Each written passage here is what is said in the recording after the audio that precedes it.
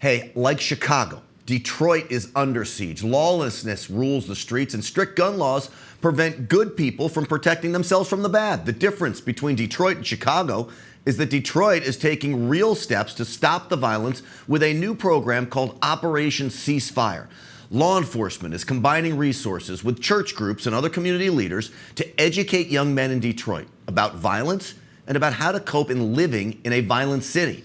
But it goes far beyond that. You see, Operation Ceasefire actually has some teeth. This is what these communities need. It targets specific gang members who are on parole or probation and requires them to report to a call-in probation officer.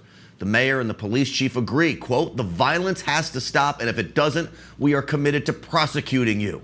And this is the promise they're making. And we say the violence has to stop, and if it doesn't, we are committed to prosecuting you. The promise is, if you put down your guns and stop shooting, we have a lot of services available to you. And I've seen the young men engage in that program and the difference that it makes. Well, the key is enforcement and proactive policing coupled with those services they talked about. That's something Chicago is not doing. Operation Ceasefire has shown signs of success in other cities like Boston and Cincinnati.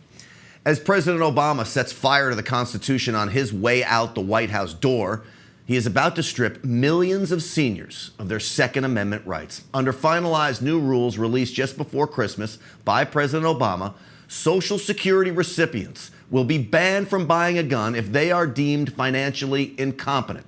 Some 4.2 million Social Security recipients, about 10% of all people 65 and older, could lose their right to own a gun as a result of this. We all have stories of parents or grandparents that we manage their finances for. That doesn't mean they should lose their right to protect themselves and their families and their homes.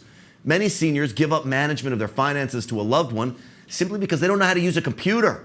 That shouldn't stop them from owning a gun. But Obama's sweeping and overreaching new rules takes the individual and even the family out of the decision-making process. Once again, the president thinks government knows what's best for us and our families more than we do. That, my friends, is liberalism at its absolute worst, and to me, it is offensive.